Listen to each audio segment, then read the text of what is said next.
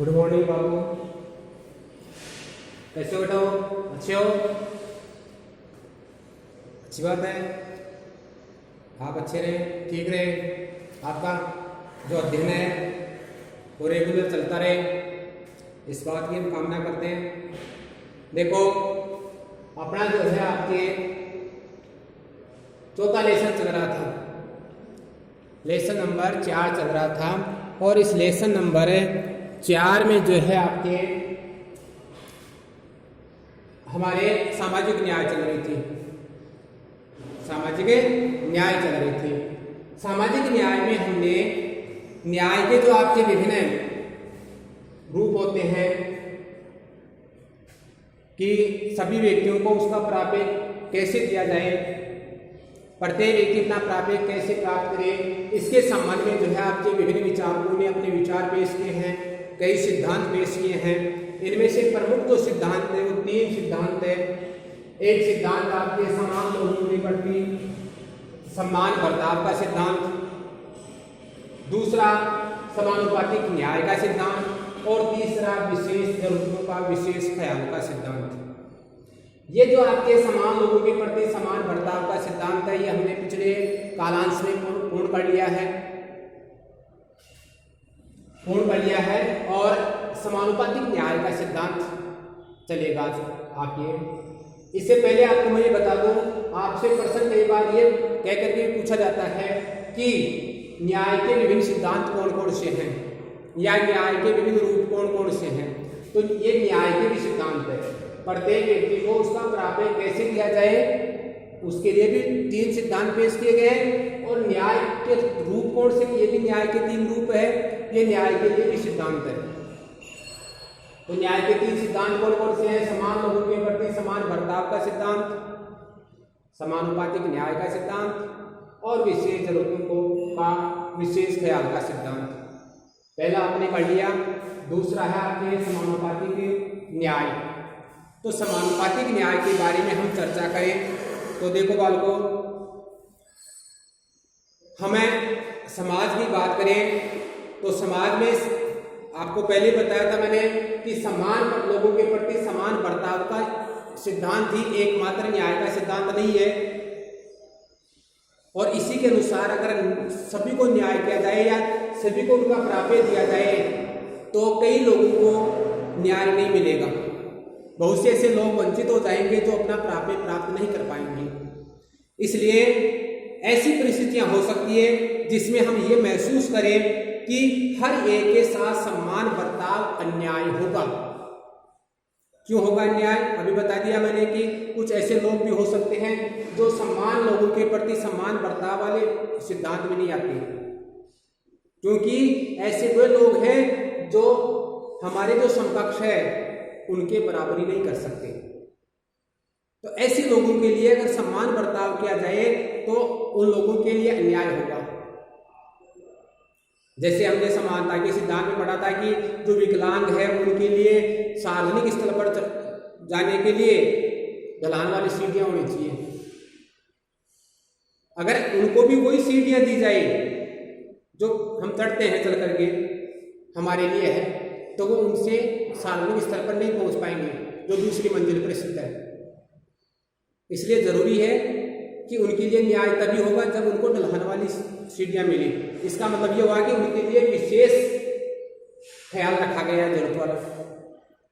तो ऐसे ही आपके अनुपातिक न्याय का सिद्धांत है, वो न्याय का सिद्धांत भी कुछ लोगों के लिए आर्थिक आधार पर, सामाजिक आधार पर, अनुपात के आधार पर क्या होना चाहिए, उनको उनका प्राप्य मिलना चाहिए। तो अपनी बात चल रही थी कि अगर हमें समान बर्ताव करेंगे सभी लोगों के साथ तो कुछ लोगों के साथ अन्याय होगा। उदाहरण के लिए, अगर आपके स्कूल में, अपने स्कूल में ये फैसला लिया जाए कि परीक्षा में शामिल होने वाले तमाम विद्यार्थियों को बराबर अंक दे दिए जाए, परीक्षा में सम्मिलित होने वाले सभी विद्यार्थियों को क्या किया जाए, बराबर अंक दे दिए जाए। क्यों? क्योंकि सब एक ही स्कूल में पढ़ रहे हैं, एक ही स्कूल के विद्यार्थी हैं, और सब एक ही परीक्षा दे रहे हैं, चाहे वो हिंदी भी दे रहे हो और चाहे राजनीति विज्ञान भी दे रहे हो। चाहे गणित की दे रहे हो, क्योंकि वो एक ही पेपर दे रहे हैं सब, तो उनका पेपर भी एक ही है, परीक्षा भी एक ही है, स्कूल भी एक ही है, इसलिए सबको क्या किया जाए, समान नंबर दे दिए जाए, समान अंक दे दिए जाए, तो आपको कैसा लगेगा? निश्चित है कि आपको बहुत ही बुरा लगेगा, अच्छा नहीं लगेगा, क्योंकि आप चाहते हैं कि आपको नंबर जो दिए जाए, अंक मिले, वो आपके मेहनत के अनुसार मिले, अपने परिश्रम के अनुसार मिले, अपने प्रयास के अनुसार मिले, कि हमने कितना प्रयास किया है, उस प्रयास के अनुसार अंक मिलने चाहिए। तो आप चाहेंगे कि हमने जो कुछ कॉपी में लिखा है उसके अनुसार लिखने में जो हमने प्रयास किया है, उस प्रयास को भी देखा जाए कि बच्चा सही दिशा में प्रयास कर रहा है, इसलिए उसका भी उसे फायदा मिले, तो उसके अनुसार अंक मिलने चाहिए। तो ये बात आप मानेंगे, अर्थात आप कहेंगे कि छात्रों के द्वारा उत्तर पुस्तिका की जो गुणवत्ता है, उस गुणवत्ता के अनुसार नंबर दिए जाएं, गुणवत्ता के साथ साथ उनके द्वारा किए गए प्रयास के अनुसार नंबर दिए जाए, अंक दिए जाए, है ना। तो इसी प्रकार देखो आपके समाज में भी जो है सभी लोगों को उनकी मेहनत का फल उनके प्रयास के अनुसार मिलना चाहिए, उनके परिश्रम के अनुसार मिलना चाहिए। तो समान काम के लिए समान दाम मिलना चाहिए, ये बात सही है, सब सहमत है इस बात के लिए कि समान कार्य के लिए समान मजदूरी मिलनी चाहिए, समान दाम मिलने चाहिए। लेकिन किसी काम के लिए वांछित मेहनत है, वांछित कौशल है, संभावित खतरे हैं, ऐसे कारक होते हैं, उनकी ओर भी ध्यान दिया जाता है। एक ही कार्य है साहब, एक ही कार्य के लिए एक ही मेहनत मिलने चाहिए, वो परिश्रम मिलना चाहिए, एक ही पारिश्रमिक या जो है आपके दाम होता है, मजदूरी होती है, वो मिलनी चाहिए। लेकिन काम एक ही है, लेकिन उस काम के साथ साथ ये भी देखा जाता है कि उस काम में खतरा कितना है, उस काम में मेहनत कितनी कर रहा है कोई व्यक्ति, उस काम में जो आपके कौशल कितना कर रहा है, अपनी कला का कितना उपयोग कर रहा है, ये बात भी देखी जाती है। जैसे भवन निर्माण के काम में एक मजदूर जो है आपके पत्थर डो रहा है, चूना डो रहा है, दूसरा कंकड़ पत्थर लगा रहा है, ऊपर चुनाई का काम कर रहा है। अब दोनों का वेतन समान कर दिया जाए तो वहां पर जो आपके कारीगरी का काम कर रहा है, चूना पत्थर लगाकर एक, और दीवार बनाने का काम कर रहा है, मकान बनाने का काम कर रहा है, उस व्यक्ति के परिश्रम को, उसके कौशल को नकारना है, उसके साथ अन्याय होगा, क्योंकि आपके पत्थर ढोने वाला और चूना गारा डालने वाला, तो गारा पकड़ाने वाला या गारा डालने वाला और पत्थर डालने वाला, वो जो है कौशल का उपयोग नहीं कर रहे, वो मेहनत तो कर रहे हैं लेकिन कौशल का उपयोग नहीं कर रहे। और जो चुनाई का काम कर रहा है वो क्या कर रहा है, अपने कौशल का उपयोग कर रहा है, तो वो ज़्यादा पैसा चाहिएगा उसको। तो ये चीज़ें होती है समाज में। जो व्यक्ति जो है आपके वांछित मेहनत करता है, कौशल का उपयोग करता है, खतरा भी है, तो इन खतरों में का भी जो है आपके सामना कर रहा है, तो उनके इस काम के आधार पर उनके जो वेतन होता है वो अलग अलग होना चाहिए, और यही उचित होगा, यही न्याय संगत होगा। आप भी इस बात का समर्थन करेंगे, आप भी इस बात का समर्थन करेंगे। अगर देखो हम इन्हें मानकों का इस्तेमाल करें, कौन से का, कि व्यक्ति का मेहनत है, उसका कौशल है, उसके संभावित खतरे, ये जो मानक है कार्य के, इनका इस्तेमाल करें तो हम पाएंगे कि हमारे समाज में कुछ कामगार तबकों, कुछ कामगार वर्गों को ऐसे मानदंड निर्धारित पारिश्रमिक नहीं मिलता।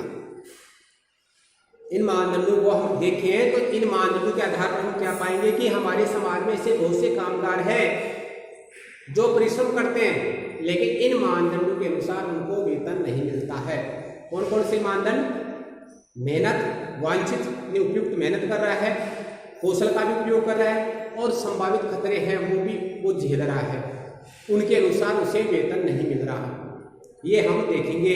उदाहरण के लिए देखो आपके खनिकों, खानों में काम करने वाले, कुशल कारीगर है, पुलिसकर्मी है, ये जो लोग हैं कभी कभी खतरनाक कार्य करते हैं, लेकिन सामाजिक रूप से उपयोगी पैसे जो आपके उपयोगी जो पैसों में काम करते हैं, उपयोगी व्यवसाय में काम करने वाले लोग हैं, उनसे सदैव ही इनको पारिश्रमिक कम मिलता है। यानी खनिकों के सामने यानी खनों में काम करने वाला व्यक्ति खनिक कहलाता है। कुशल कारीगर है, पुलिसकर्मी है, इनके कार्यों में खतरे ज़्यादा है, लेकिन इनका जो वेतन है वो वेतन है हमारे समाज में रहने वाले ऐसे व्यवसायी या ऐसे लोग जो सामाजिक रूप से उपयोगी पैसे में लगे हुए हैं, उन लोगों से इनका वेतन कम होता है। तो इसको हम न्याय मानेंगे या अन्याय मानेंगे? निश्चित रूप से हम क्या मानेंगे? इसे अन्याय मानेंगे। समाज में देखो, आपके समाज में न्याय के लिए जरूरी है क्या कि समान बर्ताव के सिद्धांत का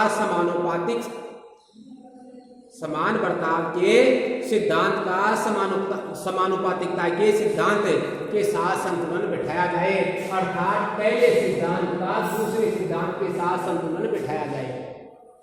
अर्थात यहाँ पर समान लोगों के प्रति समान बर्ताव किया जाए, लेकिन उनके कार्यों का, उनके परिश्रम का, उनके खतरों का अनुपात भी देखा जाए। तो आपके समानुपातिक न्याय का सिद्धांत ये कहता है कि व्यक्ति को उसका परिश्रम, उसकी वांछित मेहनत, उसके कौशल और संभावित खतरों के आधार पर निर्धारित किया जाना चाहिए। ये नहीं कि एक ही काम के लिए सभी को समान वेतन दिया जा रहा है। जब उनके खतरे अलग अलग है, उनके लिए कौशल अलग अलग है, उनकी वांछित मेहनत अलग अलग है, तो ऐसी स्थिति में उनके मेहनताना अर्थात उनकी मजदूरी, उनको मिलने वाला वेतन है, उनको मिलने वाला पारिश्रमिक अलग अलग होना चाहिए। ये था आपके दूसरा समानुपातिक न्याय का सिद्धांत। अब है आपके विशेष जरूरतों का विशेष ख्याल का सिद्धांत। विशेष जरूरतों के विशेष ख्याल का सिद्धांत।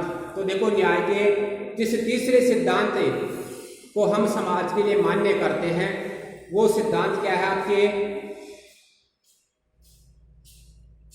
वो सिद्धांत आपके पारिश्रमिक या कर्तव्यों के वितरण करते समय लोगों के विशेष जरूरतों के विशेष ख्याल का सिद्धांत है। तीसरा सिद्धांत क्या है कि लोगों को उसका पारिश्रमिक यानी उनका वेतन या उनके कर्तव्य, उनके कार्य, इनका वितरण करते समय हमें उनकी विशेष जरूरतों के ख्याल को रखना चाहिए। विशेष जरूरतों का ख्याल रखना चाहिए। ख्याल का मतलब ध्यान रखना कि किस व्यक्ति को क्या जरूरत है, क्या आवश्यकता है, उस आवश्यकता को ध्यान में रखा जाना चाहिए। इसे सामाजिक न्याय को बढ़ावा देने का तीसरा तरीका माना जाता है, एक अच्छा तरीका माना जाता है। सामाजिक न्याय को विशेष जरूरतों का विशेष ख्याल का सिद्धांत है। इस सिद्धांत को हम अन्याय नहीं मानेंगे, भेदभाव नहीं मानेंगे, बल्कि सामाजिक न्याय को बढ़ावा देने का ये एक तरीका है, जिससे सामाजिक न्याय को क्या मिलेगा? आपके बढ़ावा ही मिलेगा। देखो, लोगों को की बुनियादी हैसियत और अधिकारों के लिहाज से न्याय के लिए ये जरूरी हो सकता है कि लोगों के साथ समान बर्ताव किया जाए। लोगों की हैसियत है, लोगों के अधिकार है, इनके आधार पर और न्याय की स्थापना के लिए ये जरूरी हो सकता है कि सभी लोगों के साथ क्या किया जाए? समान बर्ताव किया जाए। लेकिन लोगों के बीच भेदभाव न करना और उनकी मेहनत के अनुपात में उन्हें पारिश्रमिक देना भी यह सुनिश्चित करने के लिए शायद पर्याप्त नहीं। लोगों से हम भेदभाव भी नहीं कर रहे और उनके परिश्रम के अनुपात में हम क्या कर रहे हैं? उनका पारिश्रमिक अर्थात उनका वेतन दे रहे हैं। तो ये देना भी जो है आपके पर्याप्त नहीं है, क्योंकि हमने क्या किया है? उनके साथ भेदभाव नहीं किया, लेकिन उनकी मेहनत के अनुपात में उनको पारिश्रमिक तो दे दिया, लेकिन यही देना पर्याप्त नहीं है। क्यों नहीं है? क्योंकि समाज में अपने जीवन के अन्य संदर्भों में भी लोग समानता का उपभोग करें या कि आपके समाज समग्र रूप से न्यायपूर्ण हो जाए। क्योंकि समाज में इतना पर्याप्त इसलिए नहीं है कि समाज में जो है आपके अपने जीवन के अन्य संदर्भ भी होते हैं और इन अन्य संदर्भों में लोगों में समानता का उपभोग करने और समाज को न्यायपूर्ण बनाना जरूरी है। और न्यायपूर्ण बनाने के लिए केवल उनकी मेहनत के अनुपात में पारिश्रमिक देना ही काफी नहीं है, उनके साथ सम्मान बर्ताव करना ही जरूरी नहीं है। सम्मान बर्ताव करने और सम्मान पारिश्रमिक देने से ही न्याय की स्थापना नहीं होती। क्यों नहीं होती? क्योंकि समाज में लोगों के अनेक संदर्भ हो सकते हैं और उन संदर्भों के आधार पर उनमें क्या हो सकती है, भिन्नता हो सकती है, उनकी जरूरतें अलग हो सकती हैं। तो यहाँ पर लोगों की विशेष जरूरत को ध्यान में रखने का सिद्धांत समान बर्ताव के सिद्धांत के लिए अनिवार्य रूप से जुड़ा हुआ है।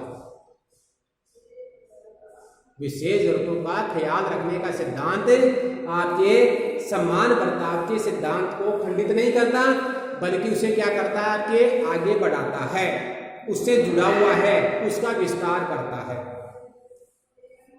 क्यों विस्तार कैसे करता है? क्योंकि समकक्षों के साथ समान बर्ताव के सिद्धांत में यह बात निहित है कि जो लोग कुछ महत्वपूर्ण संदर्भों में समान नहीं है, उनके साथ भिन्न ढंग से बर्ताव किया जाए। समकक्षों के साथ समान बर्ताव करना चाहिए, लेकिन इस सिद्धांत में यह भी निहित है कि जो लोग कुछ संदर्भों में, कुछ बातों में हमारे समान नहीं है, उनके साथ विशेष बर्ताव होना चाहिए। अगर उनके साथ विशेष बर्ताव होगा तभी वो क्या करेंगे, समान लोगों के समान बर्ताव वाले सिद्धांत में आ सकेंगे, अन्यथा नहीं आ पाएंगे। देखो आपके विकलांग लोगों की बात करें या विशेष जरूरत वाले लोग जैसे वृद्ध लोग हैं उनकी बात करें, तो इन लोगों को कुछ खास मामलों में असमान और विशेष सहायता के योग्य समझा जाना चाहिए। विकलांग है, उसके बराबर, आपके बराबर उनको अवसर दे दिया तो थोड़ा उचित रहेगा? नहीं रहेगा, क्योंकि वो विकलांग है। जैसे हमने पहले समानता वाले पाठ में देखा था कि अगर उनको एक लाइन में खड़ा कर दिया जाए, दुकान आपके पर, दुकान की लाइन हो, चाहे डॉक्टर के पास में आपके इलाज लेने की लाइन हो, चाहे आपके सरकारी खिड़की की हो, उस पर लाइन हो, किसी भी रूप की लाइन है, उस लाइन में अगर विकलांग लोगों को हमारे बराबर खड़ा रहने की आवश्यकता पड़े, हमारी लाइन में खड़ा रहने की आवश्यकता पड़े, तो भी ऐसा नहीं कर पाएंगे। वृद्ध लोग भी जो है आपके विशेष जन है, वो भी ऐसा नहीं कर पाएंगे। तो उनके लिए क्या होना चाहिए, अलग से अवसर होने चाहिए। इसीलिए जो है आपके इन लोगों के लिए न्याय का सिद्धांत भी ये कहता है कि इन लोगों के लिए विशेष कुछ होना चाहिए, विशेष किया जाना चाहिए। लेकिन इस पर हम सहमत होना हमेशा आसान नहीं होता। हर लोग इस पर सहमत नहीं होते, आसान नहीं है उनके लिए सहमत होना कि इनके लिए विशेष किया जाना चाहिए। विशेष सहायता के योग्य इनको समझा जा सकता है, इसकी बात पर सभी लोगों के साथ, सभी लोगों का सहमत होना आसान नहीं है। देखो, लोगों की विशेष सहायता देने के लिए उनकी किन असमानताओं को मान्यता दी जाए? सभी लोग जो है आपके सहमत नहीं हो सकते। क्यों नहीं हो सकते? कि इसके बहुत से कारण है, बहुत से कारण है, और इन कारणों से वो जो है आपके सहमत नहीं होते।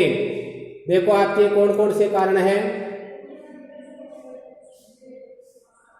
ये कारण आपके जो है, एक तो यह है कि उन लोगों की जो सहायता हो, वो सहायता किस आधार पर दी जाए, यानी कि किस व्यक्ति को या किस समूह को जो है हम विशेष माने। कौन से समूह को विशेष माना जाए? शारीरिक विकलांगता को माना जाए, या उम्र के आधार पर माना जाए, या अच्छी शिक्षा के अभाव के आधार पर माना जाए, या स्वास्थ्य सुविधाओं के आधार पर माना जाए, या अच्छी शिक्षा प्राप्त करने के आधार पर माना जाए। ऐसे बहुत से कारक है। इन कारकों के आधार पर निर्धारण करना आसान नहीं है, क्योंकि इन कारकों के आधार पर सभी लोग जो आपके समान रूप से सहमत नहीं है। तो ये माना जाता है कि जीवन यापन और जीवन यापन के जो अवसर है, उन अवसरों के बहुत ऊंचे स्तर पर उपभोग करने वाले और उत्पादक जिंदगी जीने के लिए जरूरी जो न्यूनतम बुनियादी सुविधाएं होती है, उन सुविधाओं से वंचित लोगों से हर मामले में बिल्कुल एक जैसा बर्ताव करने का परिणाम समतावादी और न्यायपूर्ण समाज नहीं होगा, बल्कि एक अन्यायपूर्ण समाज होगा। तो जो लोग जीवन यापन करने के अवसरों में पीछे रह जाते हैं, उत्पादक जिंदगी जीने के लिए जरूरी जो बुनियादी सुविधाएं हैं, वो सुविधाएं भी उनके पास नहीं है, और हर मामले में एक जैसा व्यवहार करने की श्रेणी में भी वो नहीं आते हैं। तो ऐसे लोगों से समतावादी व्यवहार किया जाए तो ये समतावादी व्यवहार अर्थात समानता का व्यवहार जो है आपके न्यायपूर्ण नहीं होगा, बल्कि क्या होगा, उनके लिए एक अन्याय होगा, एक असमान समाज की स्थापना करना होगा। हमारे देश में आमतौर पर देखा गया है कि जो अच्छी शिक्षा है, स्वास्थ्य है और ऐसी अन्य जो सुविधाएं हैं उन तक पहुंच का अभाव जाति आधारित सामाजिक भेदभाव से जुड़ा हुआ है। हमारे समाज में क्या देखा गया है कि उच्च शिक्षा है, स्वास्थ्य सेवाएं हैं, ये जो महत्वपूर्ण सुविधाएं हैं वो सुविधाएं समाज के कुछ लोग ही प्राप्त कर पाते हैं, कुछ जाति के लोग ही प्राप्त कर पाते हैं, बाकी के उनको प्राप्त नहीं कर पाते हैं। वो उनसे क्या रह गए, आपके वंचित रह गए, उनसे क्या रह गए आपके। ऐसा क्यों होता है? क्योंकि हमारे भारत में जाति व्यवस्था है और जाति के आधार पर भेदभाव होते हैं, यानी जाति आधारित सामाजिक भेदभाव होते हैं। इसलिए जो निम्न जातियां हैं उनके साथ भेदभाव किया जाता है और वो जातियां जो है आपके शिक्षा है, स्वास्थ्य है, इन सुविधाओं से वंचित रह जाती है। तो अब उनको जो है आपके विशेष ख्याल उनका नहीं किया जाए, उनके लिए विशेष व्यवस्था नहीं की जाए तो क्या उचित होगा? आपकी दृष्टि में उचित है क्या? नहीं है ना, आपकी दृष्टि में ये उचित नहीं है। तो क्या उनको समान बर्ताव किया जाए उनके साथ में तो उचित होगा? नहीं होगा, क्योंकि वहां पर उनको न्याय नहीं मिल रही है। इसलिए उनके लिए क्या होना चाहिए, विशेष प्रावधान किया जाना चाहिए। और इसी बात को ध्यान में रख करके हमारे संविधान में अनुसूचित जातियों और जनजातियों के लोगों के लिए सरकारी नौकरियां हो, शिक्षण संस्थान हो, है ना, इनमें दाखिला लेने संबंधी जो है आपके आरक्षण की व्यवस्था की गई है। तो आरक्षण की व्यवस्था यहाँ पर अनुसूचित जातियों और जनजातियों को एक तो जो है सरकारी नौकरियों में प्रवेश देने, सरकारी नौकरियों में जो आपके भागीदारी बढ़ाने उनकी, और दूसरा जो शिक्षण संस्थाएं हैं उनमें दाखिला देने के लिए विशेष प्रावधान किए गए हैं, ताकि उन लोगों को जो है इन क्षेत्रों में भागीदारी मिले, उनको अवसर मिले और इन अवसरों से उनको महसूस हो कि उनके साथ भी न्याय हो रहा है। और अगर ऐसा नहीं किया जाता तो वास्तव में उनके साथ न्याय नहीं होता। तो न्याय की स्थापना करने के लिए हमारे समाज में, हमारे संविधान में ये प्रावधान किए गए ताकि समाज में न्याय की स्थापना हो सके। तो ये आपके न्याय के 3 सिद्धांत थे, न्याय के 3 सिद्धांत थे जिस पर हमारी बहस चल रही थी। और इस बहस से ये संकेत मिलता है कि सरकारें कभी कभी न्याय के उपरोक्त तीनों सिद्धांत कौन से, समान लोगों के प्रति समान बर्ताव का सिद्धांत, आनुपातिक न्याय का सिद्धांत और विशेष जरूरतों के विशेष ख्याल का सिद्धांत है। इन सिद्धांतों में जो है आपकी क्या करती है, सामंजस्य बिठाने में कठिनाई महसूस करती है, क्योंकि एक सिद्धांत को लागू नहीं किया जा सकता। आप भी जानते हो एक ही सिद्धांत को लागू नहीं किया जा सकता, तीनों सिद्धांतों को लेकर के ही क्या करनी पड़ती है, न्याय की स्थापना करनी पड़ती है। और इन तीनों में जो है सामंजस्य बैठाने में जो सरकारें होती है वो क्या करती है, कठिनाई महसूस करती है। और समानता के बर्ताव के सिद्धांत पर अमल कभी कभी जो है योग्यता को उचित प्रतिफल देने के खिलाफ खड़ा हो सकता है। मैं जो आपके कठिनाई महसूस क्यों होती है, क्योंकि कई बार क्या होता है कि समान बर्ताव के सिद्धांत पर अमल करते हैं और समान बर्ताव के सिद्धांत पर अमल करते हैं तो इससे योग्यता को उचित प्रतिफल नहीं मिलता, योग्य व्यक्ति को उचित फल नहीं मिलता। और अगर उचित फल नहीं मिलता तो योग्य व्यक्ति ये समझता है कि उसके साथ न्याय नहीं हो रहा है, उसके साथ अन्याय हो रहा है। योग्यता को पुरस्कृत करने को न्याय का प्रमुख सिद्धांत मानने पर जोर देने का अर्थ ये होता है कि हाशिए पर खड़े तबके कई क्षेत्रों में वंचित रह जाते हैं। अगर हम योग्य व्यक्ति को प्रतिफल दें, योग्य व्यक्ति को प्रतिफल दें अर्थात जो योग्य व्यक्ति है उसको उसकी मेहनत दें, तो इससे वे लोग जो ज्यादा योग्य नहीं है, हाशिए पर खड़े हैं अर्थात वे अपने आप को अलग महसूस कर रहे हैं, ऐसे लोग क्या हो जाएंगे, उस प्रतिफल से वंचित हो जाएंगे, मिलने वाली सुविधाओं से वंचित हो जाएंगे, क्योंकि अच्छे पोशाक और अच्छी शिक्षा जैसी सुविधाएं उन तक नहीं पहुंचेगी। अच्छे पोशाक और उच्च शिक्षा या अच्छी शिक्षा जो है आपके वे लोग ही प्राप्त कर लेंगे जो पहले से ही योग्य है, जो पहले से ही समर्थ है। तो ऐसे में जो आपके विशेष जरूरत वाले लोग हैं उनके लिए अच्छी शिक्षा, अच्छा पोषाहार ये उपलब्ध करवाने के लिए विशेष प्रावधान करने की आवश्यकता होती है। देश के देखो आपके विभिन्न समूह विभिन्न नीतियों की तरफदारी करते हैं, अलग अलग समूह अलग अलग नीतियों की तरफदारी करते हैं कि इस अमुक नीति होनी चाहिए, इस नीति के स्थान पर ये नीति होनी चाहिए, ये नीति बदली जानी चाहिए। तो अलग अलग नीतियों की तरफदारी करते हैं, अलग अलग नीतियों का समर्थन करते हैं, जो इस पर निर्भर करता है कि न्याय के किस सिद्धांत पर बल देते हैं। तो अलग अलग नीतियों की तरफदारी करना, अलग अलग नीतियों का समर्थन करना तो सब लोग करते हैं, लेकिन उनमें से कौन सी नीति अपनाई जाए, कौन सी नीति का समर्थन किया जाए, ये न्याय के सिद्धांतों को ध्यान में रख करके करना पड़ता है कि कौन सा सिद्धांत न्याय का समर्थन करता है। ऐसी स्थिति में सरकार की जिम्मेदारी बनती है कि वह एक न्यायपरक समाज को बढ़ावा देने के लिए न्याय के विभिन्न सिद्धांतों के बीच सामंजस्य बैठाए। कब?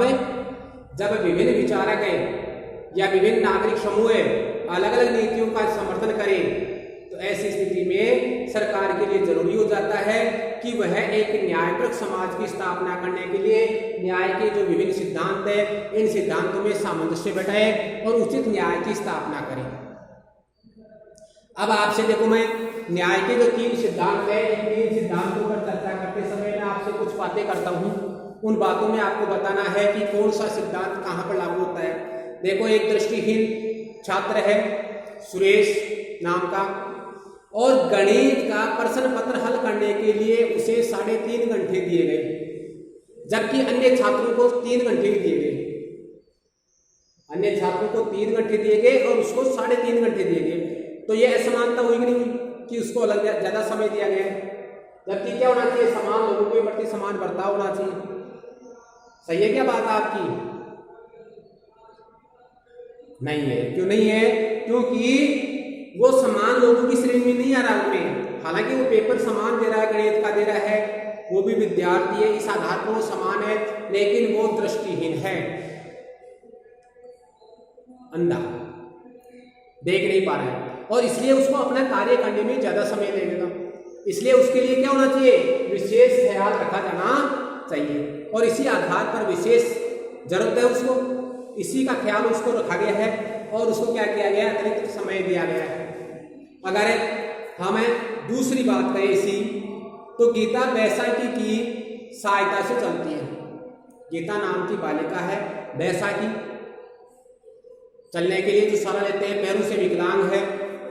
अध्यापिका ने गणित का प्रश्न पत्र हल करने के लिए उसे भी 3.5 घंटे का समय देने का निश्चय किया। तो बताओ उचित है क्या? अगर अध्यापिका ने उसे 3.5 घंटे का समय दिया है तो इसे हम उचित नहीं मानेंगे। क्यों नहीं मानेंगे? कि गीता विकलांग है, अगर वो सही समय पर आ रही है तो उसे वही समय मिलना चाहिए। अगर हाथ से वो विकलांग नहीं है तो लिखने के लिए, लिखने में उसको कोई तकलीफ नहीं हो रही है, देखने में उसको कोई तकलीफ नहीं हो रही है, तो ऐसी स्थिति में उसे समान समय ही मिलना चाहिए, उसके लिए विशेष समय की आवश्यकता नहीं होती है। एक अध्यापक कक्षा के कमरे, एक अध्यापक है वो कक्षा के कमजोर बच्चे, यहाँ पर कमजोर छात्रों के मनोबल को बढ़ाने के लिए कुछ अतिरिक्त अंक देता है। तो छात्रों को मनोबल बढ़ाने के लिए वो क्या करता है, ज्यादा अंक दे देता है। जैसे आ रहे हैं 5 दे दिए 6, 10 में से 5 आ रहे हैं, 6 दे दिए उसके, 7 दे दिए उसके। तो ये मनोबल बढ़ाने के आधार पर तो उचित है, लेकिन जो होशियार बच्चा है उसकी दृष्टि में वो उचित नहीं है। इंटेलिजेंट बच्चा देखता है कि बच्चे को उसकी मेहनत के अनुसार, उसके द्वारा किए गए प्रयास के अनुसार ही नंबर मिलने चाहिए। अगर अध्यापक को जो आपके उनके प्रयास के आधार पर नंबर देता है, प्रयास के आधार पर उनके नंबर को बढ़ाता है कि हाँ इसने प्रयास किया है, कुछ प्रयास इसका सफल है, उसके आधार पर अगर अंक बढ़ाता है तो वो न्याय के सिद्धांत में आता है, अन्यथा वो न्याय के सिद्धांतों में नहीं आता। अगर वो अध्यापक है सभी बच्चों को जो आपके कमजोर है और जो आपके होशियार है, इंटेलिजेंट है, उन सब के लिए क्या करता है, अतिरिक्त अंक देता है, तब तो उचित है, लेकिन न्यायोचित नहीं है। अगर कुछ बच्चों के अंक बढ़ाता है और इंटेलिजेंट बच्चे, तो इंटेलिजेंट बच्चों को इससे क्या होता है, वो अपने आप को ठगासा महसूस करते हैं कि हमने पढ़ाई की फिर भी हमारे नंबर इतने हैं, और ये बिना पढ़ाई किए हुए ही ये जितने नंबर है उनसे भी ज़्यादा इसको टीचर दे रहा है। फिर आपके प्रोफेसर अलग अलग छात्रों को उनकी क्षमताओं के मूल्यांकन के आधार पर अलग अलग प्रश्न पत्र बांटते हैं, तो ये भी अनुचित है। प्रत्येक व्यक्ति को उसकी क्षमता के अनुसार प्रश्न पत्र बांटा गया है, तो ये वैसे तो समानुपातिक न्याय में आ रहा है कि क्षमता के आधार पर योग्यता, उसकी मेहनत और उसके जो कौशल है उसके आधार पर क्या किया गया, उसको कार्य दिया जा रहा है। लेकिन समानता के अवसर की बात करें तो समानता के सिद्धांत के विरुद्ध है। समानता का सिद्धांत क्या कहता है कि सभी छात्रों को, सभी बालकों को एक स्तर, एक समान कक्षा में है, समान स्तर के में जो है उनकी क्या होनी चाहिए, परीक्षा होनी चाहिए। समान कक्षा में है तो उनके पेपर समान होने चाहिए, अलग अलग पेपर नहीं होना चाहिए उनके लिए। फिर आपके संसद में एक प्रस्ताव विचाराधीन है कि संसद की कुल सीटों में से 1/3 महिलाओं के लिए आरक्षित कर दी जाए। तो ये आपके विशेष जरूरतों के विशेष ख्याल के सिद्धांत में आता है, क्योंकि महिलाओं को अपनी भागीदारी बढ़ाने के लिए विशेष प्रावधान की आवश्यकता है, और ऐसे प्रावधान जो है महिलाओं के लिए संसद द्वारा किए जाने चाहिए। क्योंकि हमारा जो समाज है वो समाज में जो आपके लैंगिक भेदभाव है, और इसके चलते जो है महिलाओं को पुरुषों के समान अवसर नहीं मिले, इस कारण से महिलाएं क्या हो गई, आपकी पिछड़ गई। राजनीतिक क्षेत्र में उनकी भागीदारी को बढ़ाने के लिए उनके लिए विशेष प्रावधान किए जाना जरूरी है। इस आधार पर जो है आपके ये विशेष जरूरतों के सिद्धांत में आएगा। ये थे आपके न्याय के जो 3 सिद्धांत हैं वो थे। अब अगला जो आपका बिंदु होगा वो आपके न्यायपूर्ण बंटवारा और बहुत सा जो है न्याय संबंधी सिद्धांत है वो जो अगले कालांश में करेंगे।